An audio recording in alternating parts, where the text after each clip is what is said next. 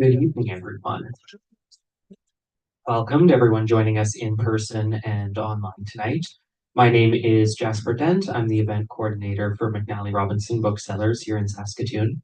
This event is being held on Treaty 6 territory. This is the land of Cree, Dene, Saulteaux, Dakota, Nakota, and Lakota, and the homeland of the Métis Nation. I'm so thrilled to welcome you all tonight to the Saskatoon launch of Water Confidential, Witnessing Justice Denied by Susan Blacklin, published by Caitlin Press. Huge thank you to Susan and to Caitlin Press for working with us to have this event tonight. Before we get started, I've got just a couple notes. One, this event is being live streamed, so just please be mindful of the web camera up front and to your right here. Secondly, I'd like to take this moment to remind you all to silence your cell phones if you haven't already. It's always awkward when it goes in the middle of an event. Now on to the reason that you're all presumably here, unless you wandered in and don't know what's happening. Susan Blacklin was born near London, England, and later moved to Canada. She supported her late ex-husband, Dr. Hans Peterson, in founding the Safe Drinking Water Foundation.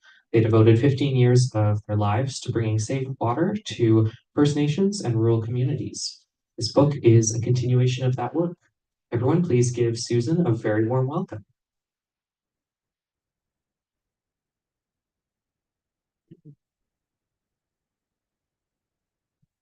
Big thank yous to all of you for coming out and supporting me tonight. I greatly appreciate you all being here. I'm going to read a few different paragraphs from my book, which represent the story that winds throughout the book. But before I start reading that, I'd just like to mention that back in 1999, I came to my first book reading here in Saskatoon, and Elizabeth May was reading about her book, At the Cutting Edge, The Crisis in Canada's Forests. She was reading in Prairie Ink in the restaurant there, and I sat and listened to her, and at the end of her presentation, I went up and commented to her that if she was to change every word of trees in her book and replace trees with water, we would have another book. I never dreamt at that time that I'd be here with another reading from another book about water. It's only fitting that I tell the story that evolved from what started here in Saskatoon and the way it is today. In 1999, Hans was a guest speaker at the annual Canadian Institute of Public Health Inspectors Conference in Saskatoon. There, he met Carla Plotnikoff, a public health inspector who spoke with him about the relationship between drinking water quality and First Nations communities. Indigenous and Northern Affairs Canada, INAC, which was responsible for water treatment in Indigenous communities, had limited solutions. And Carla was concerned that many people in the yellow quill community were ill and had terrible skin rashes. She believed it was caused by drinking water contaminated by spring runoff from a nearby community's sewage. Hans did not recognize the significance of her concerns at first, but Carla's diligence and relentless phone calls convinced Hans to visit the community. He met her at the Yellow Quill community and was distraught when he returned home. He wrote about his first visit to the community in Environmental Science and Engineering, which I quote at length below. At the conference, Hans writes, Carla described conditions that I had only associated with developing countries. I was skeptical. I had been instrumental in forming the SDWF 2 years earlier. I had toured rural China and Thailand looking for drinking water issues that needed correcting. But Canada, I must admit, I knew nothing about First Nations communities or issues. But how bad could it be? We drove to Yellow Quill on June 19th of 1999 and talked to the 3 band councillors who demanded an end to the by then 4-year boil water advisory. We then followed water operator Robert Nyapatong and engineering company representatives down to the water treatment plant. Robert explained that it was necessary to open the door of the water treatment plant and wait 5 to 10 minutes before going inside, as the smell of hydrogen sulfide was so bad. But even when Robert thought it was okay to go inside, the plant still smelled bad. Before leaving, I took a sample of the raw water coming into the water treatment plant. Not only did it look unbelievably bad, it reeked of rotten eggs and algae. A closer look at the chemicals Robert used in the water treatment plant made me very concerned. The first chemical added to the water was Eliminox. This is a chemical that removes oxygen from the water in boiler plants. It contains a chemical that is a known carcinogen. It was evident that Carla and Tim Bonish, the regional manager of Environmental Public Health Services at the First Nations and Inuit Health Branch of Health Canada, had the desire to act for the greater good of all people involved. But I think they may have had a greater insurmountable challenge than we did at the SDWF. Hans reviewed the numerous unsuccessful requests made by the Yellow Quill Chief and Council asking that INAC adequately test and treat their water, and he vowed to do all he could to help the community. Robert's daughter, Roberta, followed in her father's footsteps and became the water treatment operator at Yellow Quill. Her son, Blaze, became the SDWF poster child.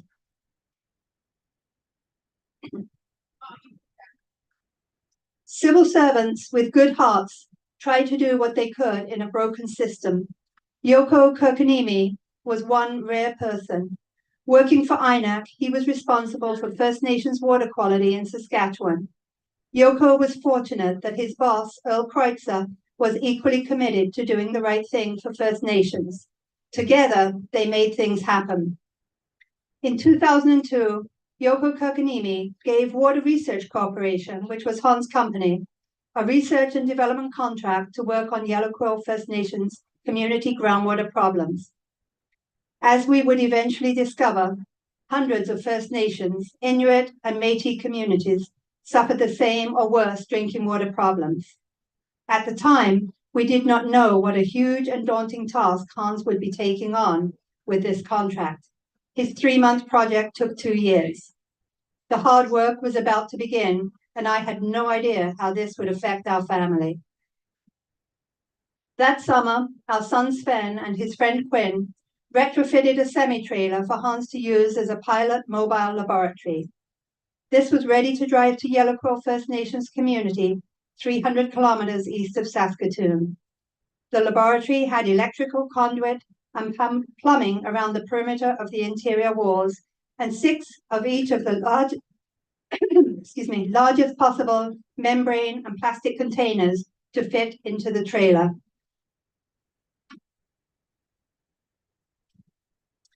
Hans continued to work closely with the water treatment operators while developing the biological water treatment process.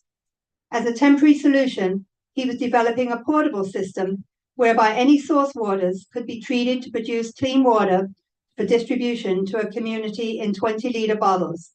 Sven and Quinn once again modified a few 20-foot trailers to accommodate the treatment systems, which we then shipped to communities anywhere there was road access.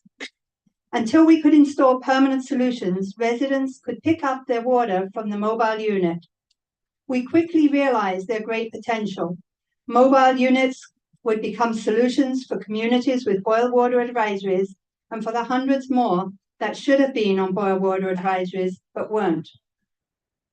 The cost of providing adequate distribution to each home was exorbitant, but the mobile treatment systems could have been cost-effective and immediate, rectifying many terrible health issues. Dr. Mark Torshire was a huge proponent of this development. Sadly, the powers in high places refused it outright. We could have implemented it at each First Nations community without effective water treatment systems, except that there was no political will to do so. We presented it to INAC, but it fell on deaf ears. No matter how many phone calls Hans or I made, no matter how high up the chain of command we went, our inquiries were never responded to. We had no other option but to believe that it was not fitting with INAC's agenda.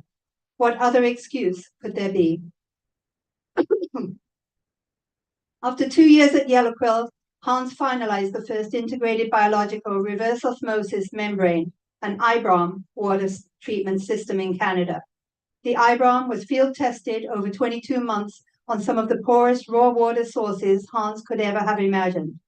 He explained to lay people like me that the IBROM system functioned like a biological smorgasbord, designed to eat whatever needed to be removed from the problem water. He based the process off the food chain. The water would be siphoned into a membrane containing algae. Protozoa and other bacteria were then added in the chain of membranes, always beginning with the smallest bacterium and working up to the larger compounds. He selected the bacteria based on the mineral or compound he wanted to remove from the water. This process removes a host of compounds and elements, including gases, which can contribute to the rotten egg smell: ammonium, arsenic, organics, and manganese. Lastly, the water was then run through a reverse osmosis system, effective only once all the particles in the water were removed, and which removes whatever the previous process could not. The process produces water so pure it needs to be filtered through calcium and magnesium to increase the pH and add beneficial nutrients. It was a small-scale treatment process that could easily be duplicated for communities of up to 5,000 people. It was cost-effective, but that caused opposition from engineering companies who wanted to keep billing INAC for the same ineffective systems, most often sand filtration, which they had built for decades. These companies benefited from the contracts awarded by INAC, so the majority did what they could to obstruct Hans' new system. I have never heard of a scientist being involved in the planning of any water treatment plants that various engineering companies built for INAC. Nor am I aware of INAC accurately testing source or treated waters from the ineffective systems they paid engineers to build. Instead, before the IBROM community leaders would contact Hans, Hans told them which analysis should be run on their source and treated waters. Then I arranged for these samples to be sent to me. I sent them to the Saskatchewan Research Council for testing without disclosing the name of the community, simply labeling them sample ABC. It was simple and more profitable to tweak existing plans from other communities and keep building the same ineffective systems that produced unsafe drinking water. In an article for the Globe and Mail, Matthew McLean calls this the design, build, and bugger off practice. Contractors build ineffective systems on First Nations land and then disappear. If this was a private, non-government venture, the contract would have to include the exact science makeup of the source water and what levels were required to improve the water. Can we blame the engineers for taking advantage of contracts with no specifications or means to measure the effectiveness of their systems? Following tests administered by Health Canada on treated water from the IBROM system, Hans made many phone calls asking for their decision, but they seemed to delay their inevitable approval.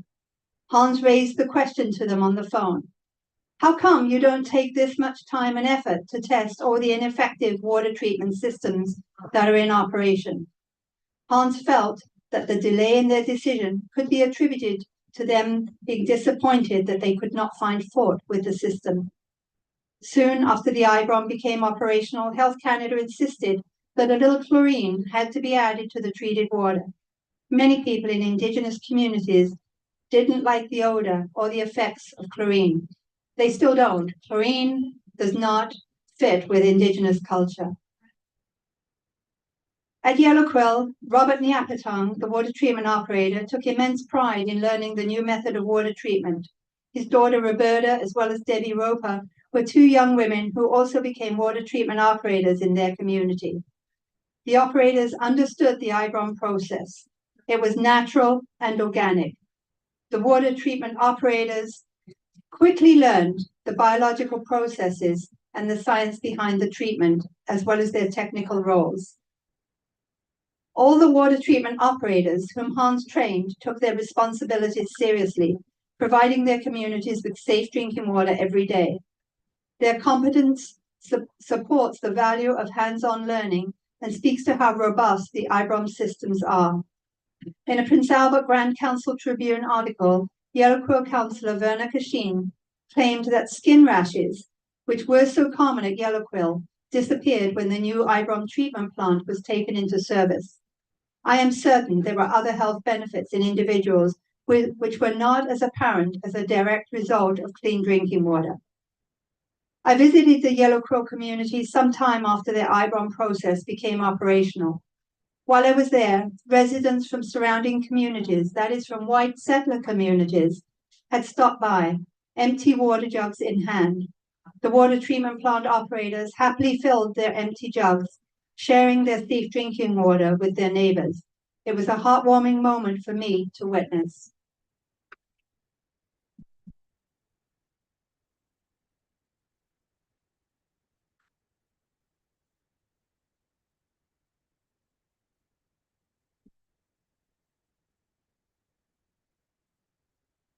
The public has often been told about hundreds of thousands of dollars being thrown at First Nations, as if these communities benefit from the funding.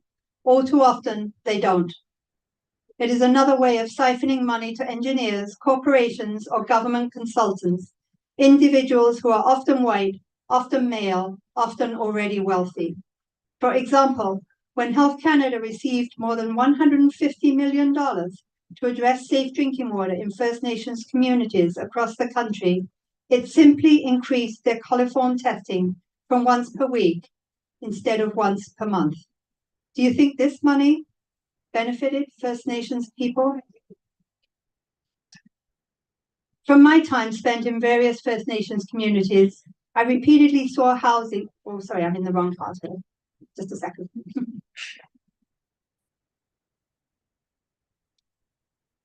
Engineers have told me that Hans had spent the year before he passed drafting new water quality regulations for First Nations in Saskatchewan.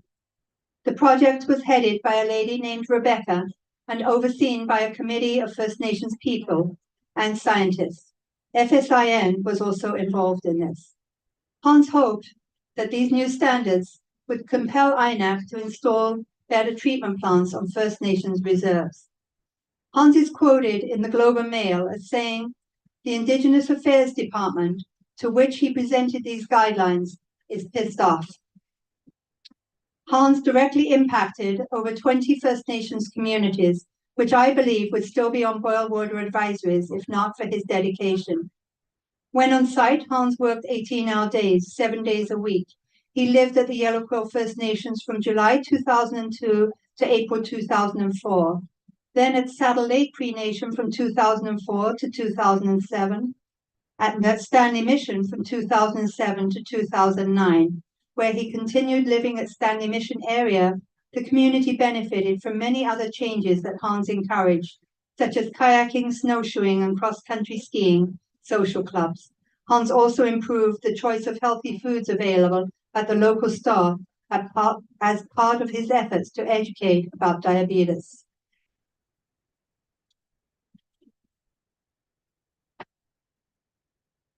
Dion Hassler is recipient of the 2019 National First Nations Water Leadership Award. He had this to say about his experience being mentored by Hans. Dr. Hans, I first met him around 2004 when he was developing the IBROM system at Pasqua First Nation. Dr. Hans mentored me in the IBROM system. He communicated with me every day in the last year or two of his life. He was discussing and sharing his work with me on the IBROM system. I am grateful for the time I spent with Dr. Hans. It was an honor learning from his expertise. To this day, I continue to carry on his teachings to the best of my ability. I will forever be thankful for the mentorship I received from Dr. Hans and to the SDWF team for bringing me on. Dion is now the chairman, or was the chairman, of the board of the Saskatchewan First Nations Water Association.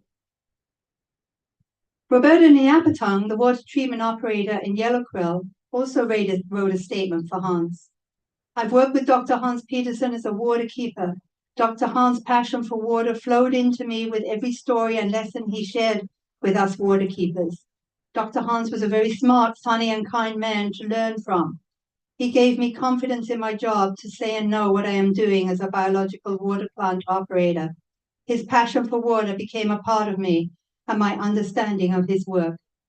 He taught me my love of my job. He was a great man for me to know, and I want to convey in my statement, it was a pleasure to work with Dr. Hans and his crew. Hans would be especially humbled and honored to learn of the Hans Peterson Operator Award given out annually by the Saskatchewan First Nations Water Association, SFNWA. He was impressed time and time again with each First Nations community he worked with. Some individuals were passionate, committed, and prepared to go the extra mile for the greater good of their community. Hans described these people as being keen, and Hans loved keen people. Now, in his honor, the winner of this award is chosen from the list of worthy nominees annually by the board members of the SFNWA. Anyone can nominate an individual they believe is worthy of the award. Every person whose name is put forward is a credit to Hans' legacy.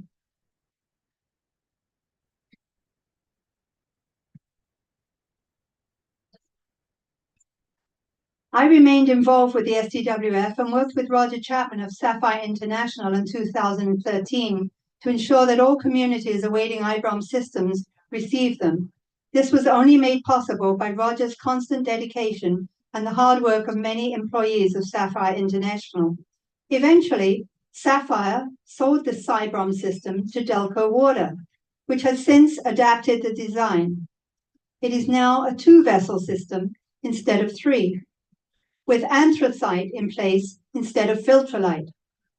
Too much unnecessary instrumentation, pH and media chemicals, too much high air and oxygen, frequent RO cleaning, RO concentration, plugging sewer lines, and there may be a few more. Filtrolite is the media of choice for IBROMs to work effectively, the media which outperformed all others during the years of on-site testing that Hans measured. Anthracite is a cheaper replacement for filtrolite, but it falls short of equal performance or effectiveness. A water treatment operator says that he has seen the changes the engineering companies and Delco Water have made to the IBROM system, and he is annoyed with those changes. Because Hans did not leave a scientific will, many feel there is no legacy to build upon. As Roger said to me soon after Hans passed away, his knowledge died with him, like the rest of us. I'm sure Hans thought he would be around for a long time. Even before Delco purchased the system, Sapphire, whoops, I need to skip a part here, sorry. The SFNWA was a concept and a vision that Hans initiated between 2017 and 2018, prior to his passing. And according to its website, its mission is to strengthen capacity at the community level for the care and management of water on First Nations land. The organization mostly focuses on helping First Nations water treatment operators to obtain their continuing education units. And I'm reminded of a quote that Hans must have said so many times, that it's futile to teach water treatment operators how to treat water with tea bags when at a minimum they require coffee filters.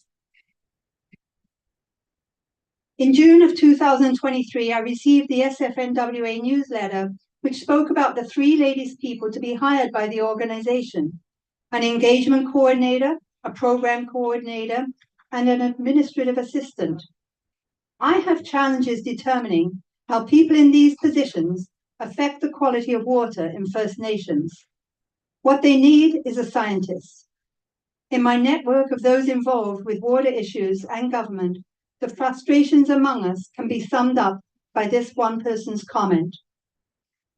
I doubt the SFNWA would hire anyone that is going to buck the system. So again, we see more funds thrown at First Nations drinking water, which does nothing to change the situation and actually provide safe drinking water to their communities. I also noted in the newsletter that 3 of the IBROM communities, Gordon, Whitecap, and Yellowquill, now have boiled water advisories in effect. An uninformed person may assume that the water treatment operators are slacking in their responsibilities, but I know these operators. I know that isn't the case. I asked around for what happened after, in the case of Yellowquill, 20 years of unfaltering operation. Here is the response I received. I just talked to a guy that has been at these plants, and the problems are leaks in the distribution system, lack of maintenance, and expansion where required, and INAC failed to fix the issues. This doesn't surprise me in the least. A common recurring problem is that INAC may fund specific projects, but they do not fund adequate maintenance of those projects. It is then easy and fitting within colonial ideology to blame the Indigenous people for not maintaining the projects. The the SFNWA financial statements from 2002 can be found on their website. In their audited statements for the year ending March 31st, 2022, they show no cost of wages or salaries and show less than $10,000 in revenue for 2021, 4,500 of which comes from memberships.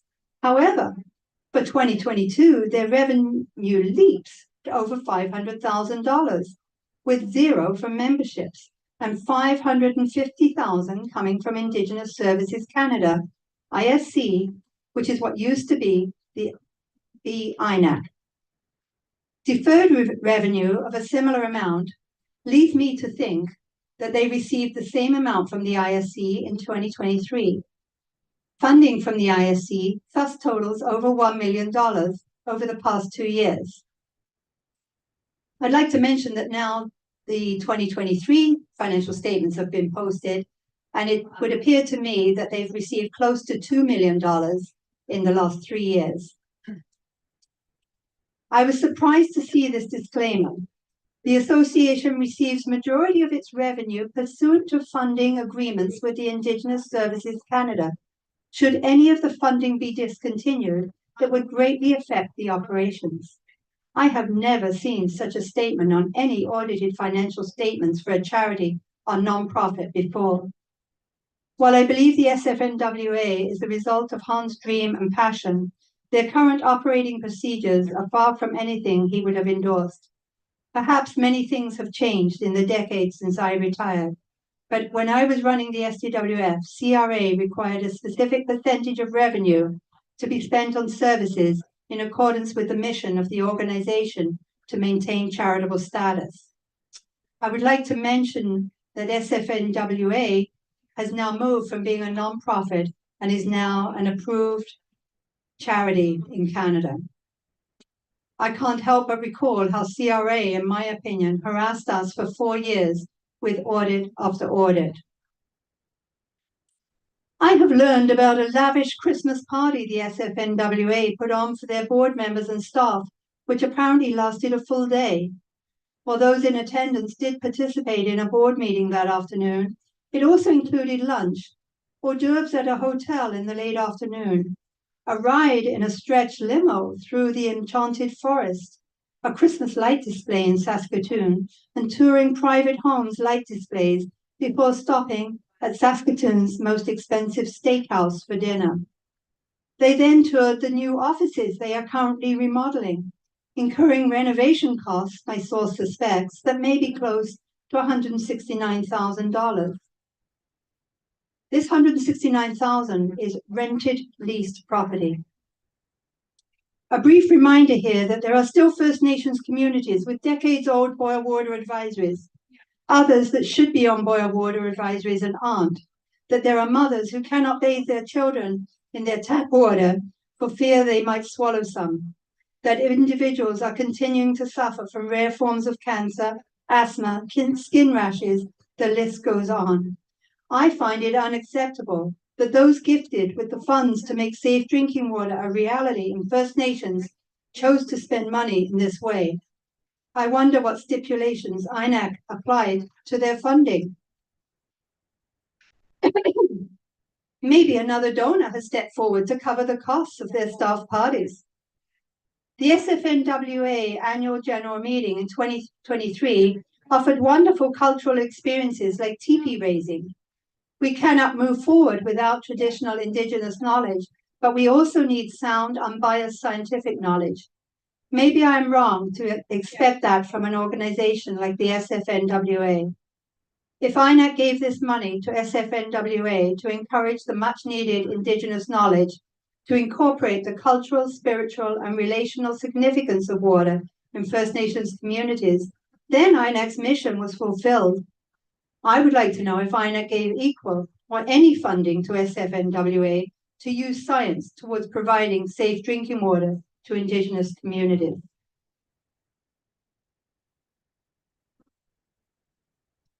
First Nations are working with a broken, corrupt system and ineffective infrastructure. Unless they can replace both, they are doomed to fail. But I am not a scientist. I just live with the most passionate scientist there is on this topic. If First Nations chiefs can unite and stand strong and make these demands, then all Canadians will benefit, and it can become the true basis of reconciliation. To quote Yellow Crow First Nation Chief John Mashishkanik, Dr. Hans Peterson was an ally to the nation. Our message to other First Nation leaders is to search for those allies, not just consultants, but experts that care, because they will go the distance for your people. Our message to Canadians is to be those allies, because if First Nation communities thrive, so does Canada. Neither Hans nor I ever accepted any payment from the SDWF for any of our advocacy work. I intend to maintain this record by pledging to donate all royalties earned from sales of this book in Canada to the Safe Drinking Water Foundation and the Keepers of the Water.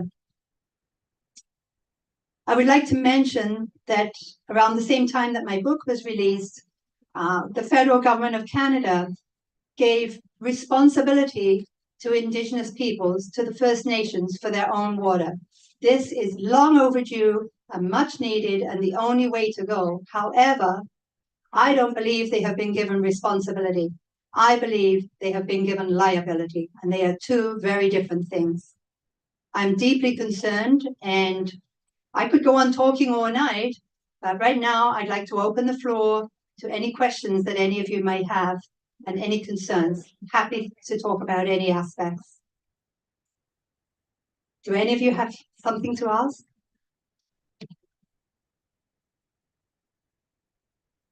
I usually get tons of questions. There's usually a lineup. I'll break the ice here. Thank you.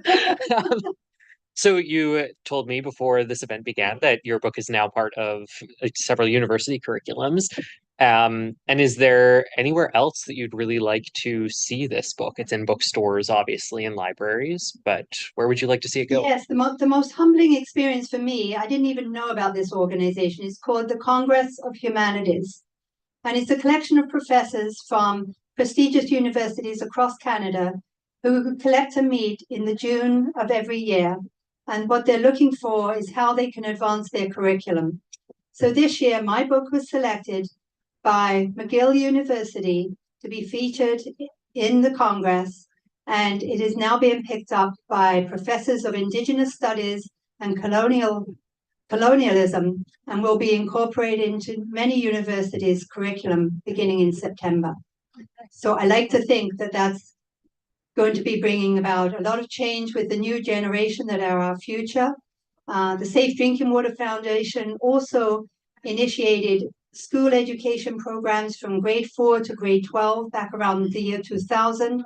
Those programs are available not only in English, but in French and Cree for some of them.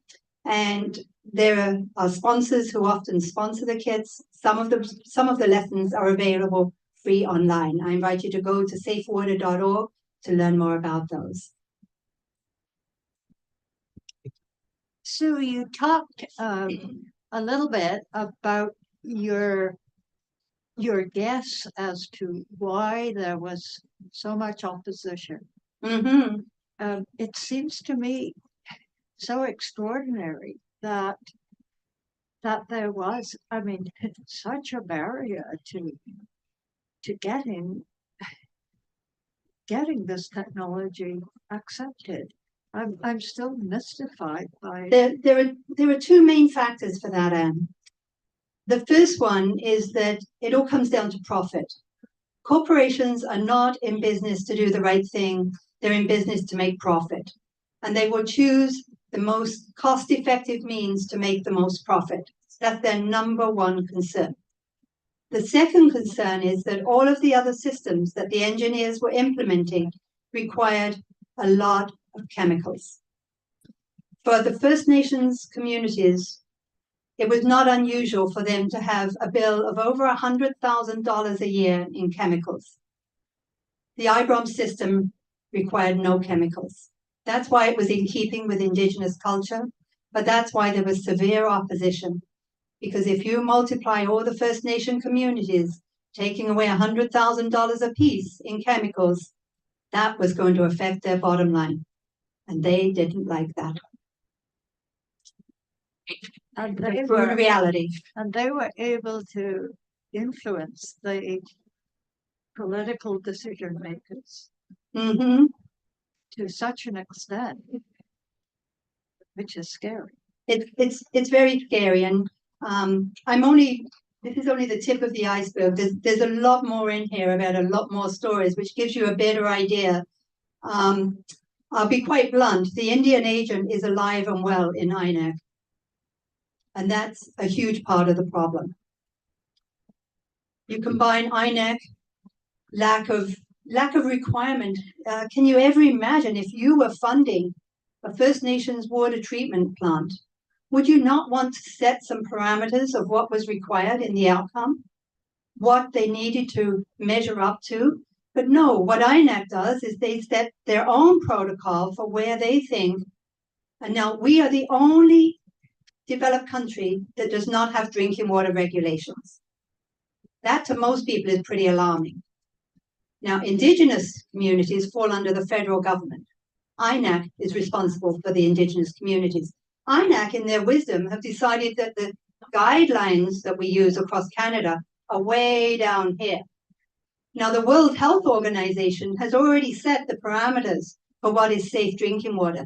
Their standards are way up here. But INAC thinks they know better. I don't believe they know better. I think it's the Indian agent at work.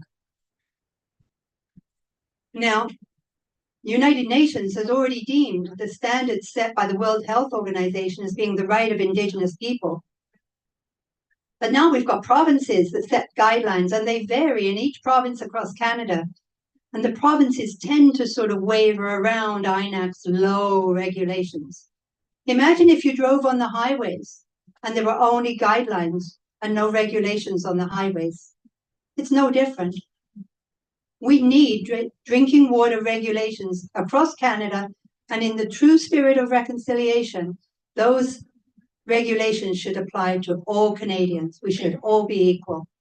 And while I'm talking about Indigenous communities here, there's an awful lot of white settler communities who have equally deplorable water, just as many boil water advisories as on Indigenous lands. This is not an Indigenous problem. This is a Canadian problem. And I'd like to mention one other thing here, that we refer to boil water advisories. If you are on a road trip and you stop in a hotel in a little community of 5,000 and they tell you there's a drinking water advisory, what does that make you think? You bottled water, okay. But does it have the same implication that if it's a boil water advisory? Does not the boil water advisory seem somewhat more serious? To me, a drinking water advisory is somebody telling you to drink 8 glasses of water a day. It's not a boil water advisory. The federal government has downplayed the seriousness in another attempt to belittle the problem. How many enteric diseases do you think there are in Canada, reported diseases by medical doctors each year? Make a guess. Throw out some numbers. 100, 10, 1,000. How many do you think? 1,000. We have 20.5 million cases of enteric disease reported in Canada every year. Now, I don't know anybody in my urban settings who's ever had an enteric disease that's been reported. So you know where these are all coming from. Small white settler communities and Indigenous communities, and they're getting them all the time.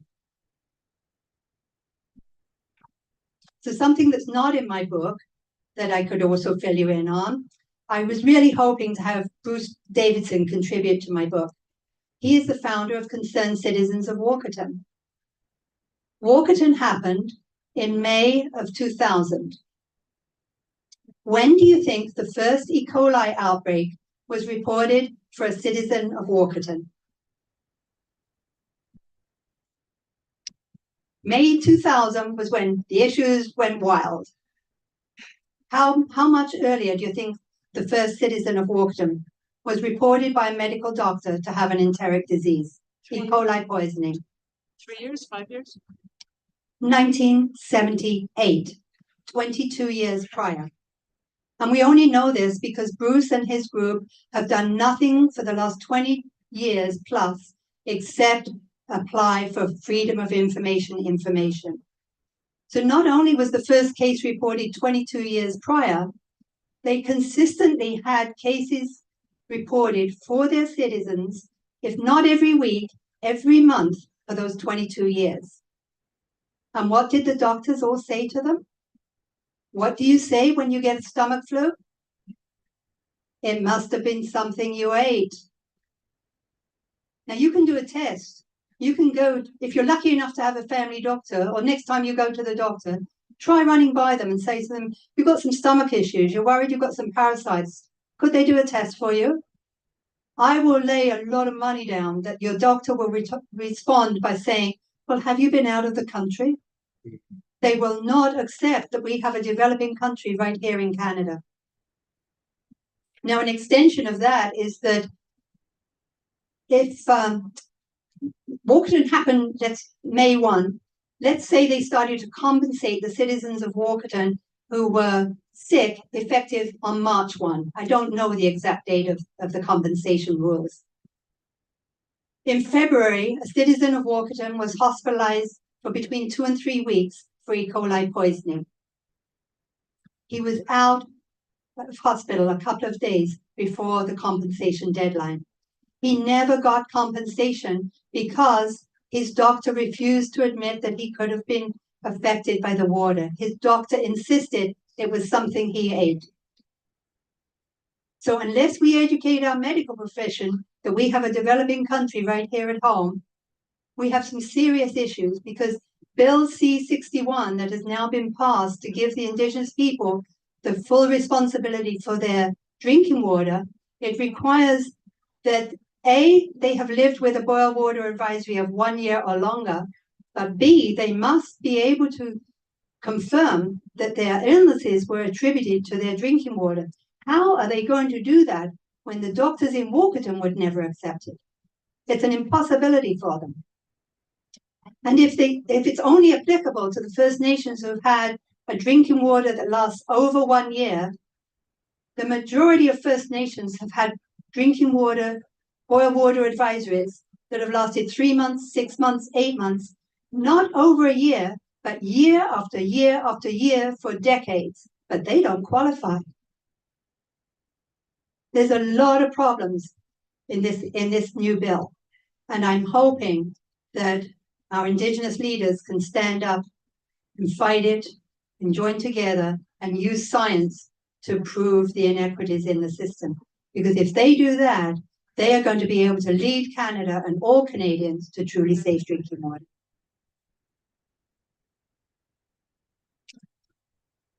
Have I scared you all away? Have I scared you all into silence? No, actually, I want to say thank you for writing the book. I came because I have sat so many evenings over the last number of years watching the news, and I hear another news story about a boil water advisory, and we look at each other and we go, why can't they fix this? It can't take 10 years. No. And we ask ourselves that question every time. We know that in our community, if there's a water treatment problem, it gets fixed, you know, and we move on. As you said, you don't know a lot of people in big urban centers that have these same issues. So we keep asking ourselves. So I came here hoping And when I buy the book and we do read it, it's going to answer some of those things, and you already have.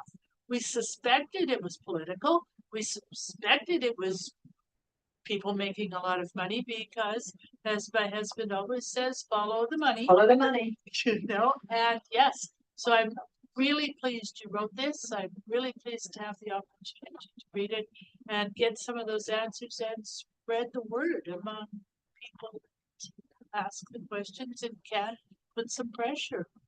Thank you very much for your interest, and thank you for coming to listen. I'd like to point out that while we're concerned about the number of boil water advisories, these boil water advisories, now called drinking water advisories, are only placed based on INAC's low set of guidelines. So I often refer to all the communities that should be on boil water advisories, because if it was measured compared to the World Health Organization, I don't think there will be a First Nation that actually has safe drinking water other than those with the IBROM system. This is not a plug or a promotion for IBROM systems. The IBROM just proves what is capable. What should happen now is it should be opened up. There should be all kinds of innovative ideas coming from scientists and engineers who like to do the right thing around the country. They can develop systems too. All this does is prove what is capable. It's not that that's the only way to go. We are working. I'm finding people along on this tour and on speaking. There are ideas about how we can put pressure on federal government. But if nothing else, I suggest you contact your MPs, contact your MLAs, tell them to read this, and put pressure on them to do the right thing. Excuse me. Any other comments? So given the nature of the pollution in the water, is boiling the water going to deal with all of them? There was a time that it did, but there was a time you could drink out of the lakes, right? Yeah. So the USA has just implemented national drinking water regulations regarding the new plastics that have now been found in the water. I don't think plastics are even on Canada's federal government's radar.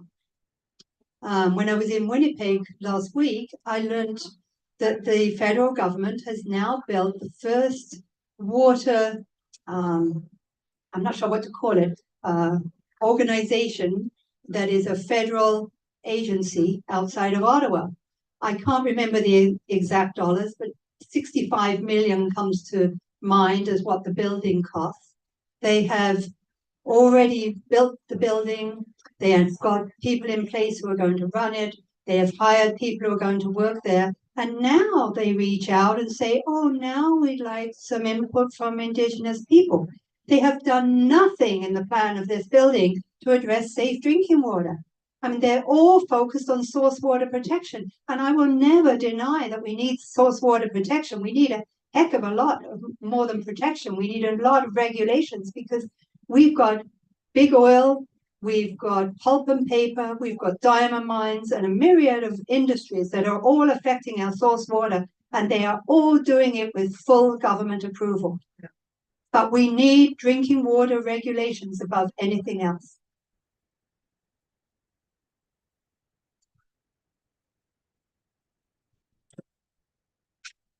Thank you very much for all of. Oh yes, please. When you were like writing this in the last little bit, because you added some newer numbers there. Was there anything that you were researching that like surprised you that you found out later that you hadn't looked at in a few years or anything? Yeah, my biggest disappointment was that the two people that Hans mentored, Rebecca, who is the executive director of the SFNWA, and Dion, who is the chairman or was the chairman of the board, I believe he still is.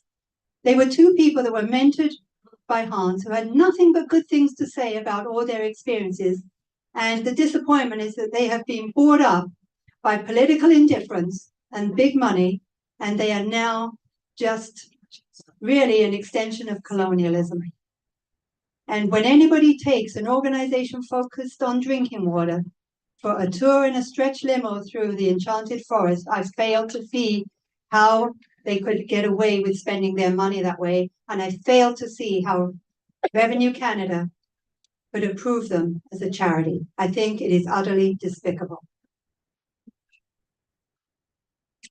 I didn't know the full extent of it when I wrote the book. I think it's criminal in some ways.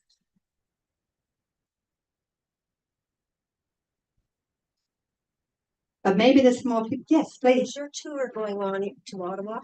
Sorry? Is your tour going on to Ottawa? No, I'm heading home on Sunday and I can't wait to get home. I'm too old for this. It's doing me in. And I have to be careful because I lived this for 18 years. It took me 10 years of healing to get over it. I've started a new life. I have a wonderful new life on Vancouver Island. To write this book, I had to step back into my old life. Doing this tour, I've got one leg in each, and I want to get back to my new life. I have to look after me now. But writing this book is really so that Canadians cannot say they don't know anymore.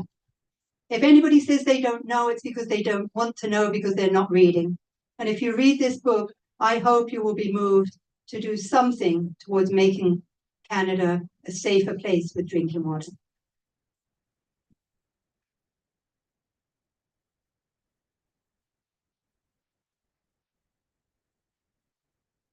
I want to add one more thing. I hope all of Winnipeg knows, sorry, all of Saskatoon, sorry, wrong place.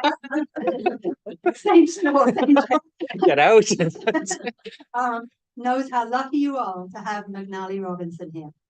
They are phenomenal. As I have been in so many bookstores in the last 3 weeks, and there aren't any that come close to the caliber of people working here and the selection and the way they put on events. They are second to none, and you are extremely lucky to have them here. So please spread the word too to continue supporting them.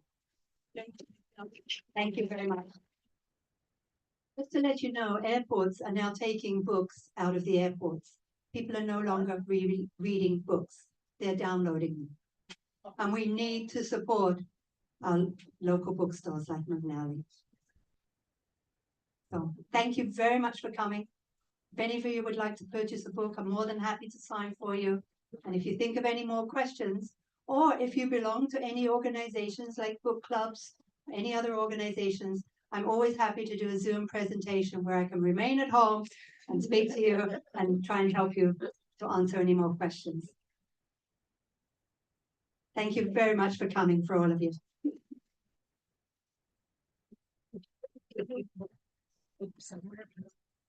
I love that.